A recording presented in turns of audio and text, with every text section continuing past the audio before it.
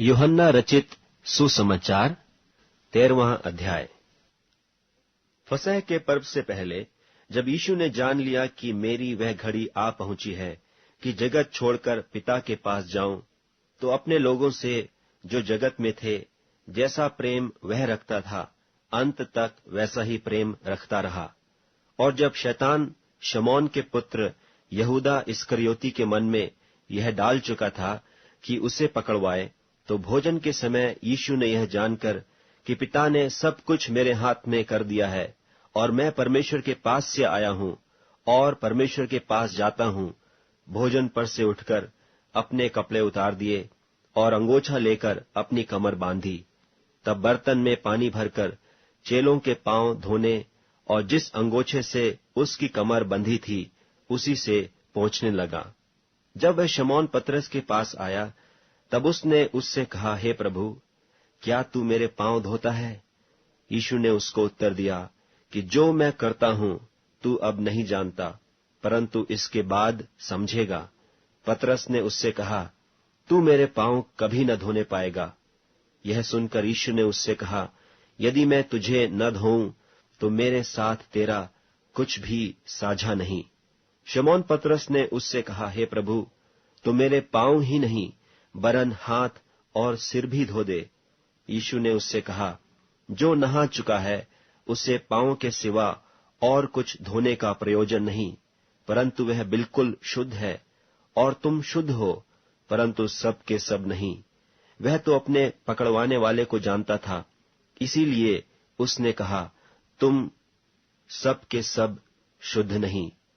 जब वह उनके पांव धो चुका और अपने कपड़े पहनकर फिर बैठ गया, तो उनसे कहने लगा, क्या तुम समझे कि मैंने तुम्हारे साथ क्या किया? तुम मुझे गुरु और प्रभु कहते हो और भला कहते हो, क्योंकि मैं वही हूं। यदि मैंने प्रभु और गुरु होकर तुम्हारे पांव धोए, तो तुम्हें भी एक दूसरे के पांव धोना चाहिए, क्योंकि मैंने तुम्हें नमूना दिखा दिया है कि जैसा मैंने तुम्हारे साथ किया है तुम भी वैसा ही किया करो। मैं तुमसे सच सच कहता हूं, दास अपने स्वामी से बड़ा नहीं और न भेजा हुआ अपने भेजने वाले से। तुम तो ये बातें जानते हो और यदि उन पर चलो तो धन्य हो। मैं तुम सब के विषय में नहीं कहता, जिन्हें मैंने चुन लिया है उन्हें मैं जानता हूं, परंतु यह इसलिए है कि पवित्र शास्त्र का यह वचन पूरा हो कि जो मेरी रोटी खाता है उसने मुझ पर लात उठाई। अब मैं उसके होने से पहले तुम्हें जताए देता हूं कि जब हो जाए तो तुम विश्वास करो कि मैं वही हूं। मैं तुमसे सच सच कहता हूं कि जो मेरे भेजे हुए को ग्रहण करता है वह मुझे ग्रहण करता है, और जो मुझे ग्रहण करता है वह मेरे भेजने वाले को ग्रहण करता है। ये बातें कहकर यीशु आत्मा में व्याकुल हुआ और यह गवाही दी कि मैं तुमसे सच सच कहता हूं कि तुम में से एक मुझे पकड़वाएगा। चेले यह संदेह करते हुए कि वह किसके विषय में कहता है, एक दूसरे की ओर देखने लगे। उसके चेलों में से एक, जिससे यीशु प्रेम रखता था, यीशु की छाती की ओर झुका हुआ बैठा था। तब शमौन पतरस ने उसकी ओर सैन करके पूछा कि बता तो, वह किसके विषय में कहता है? तब उसने उसी तरह यीशु की छाती की ओर झुककर पूछा, हे प्रभु, वह कौन है? यीशु ने उत्तर दिया, जिसे मैं यह रोटी का टुकड़ा डुबोकर दूंगा वही है। और उसने टुकड़ा डुबोकर शमौन के पुत्र यहूदा इस्करियोती को दिया, और टुकड़ा लेते ही शैतान उसमें समा गया। तब यीशु ने उससे कहा, जो तू करता है तुरंत कर। परंतु बैठने वालों में से किसी ने न जाना कि उसने यह बात उससे किस लिए कही। यहूदा के पास थैली रहती थी, इसलिए किसी किसी ने समझा कि यीशु उससे कहता है कि जो कुछ हमें पर्व के लिए चाहिए वह मोल ले, या यह है कि कंगालों को कुछ दे। तब वह टुकड़ा लेकर तुरंत बाहर चला गया, और रात्रि का समय था।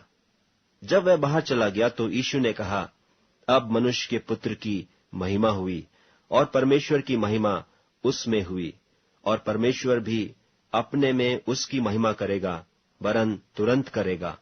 हे बालकों, मैं और थोड़ी देर तुम्हारे पास हूं, फिर तुम मुझे ढूंढोगे, और जैसा मैंने यहूदियों से कहा कि जहां मैं जाता हूं वहां तुम नहीं आ सकते, वैसा ही मैं अब तुमसे भी कहता हूं।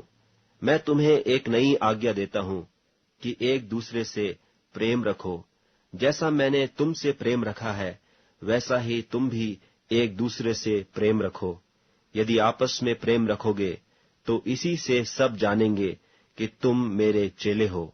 शमौन पतरस ने उससे कहा, हे प्रभु, तू कहाँ जाता है?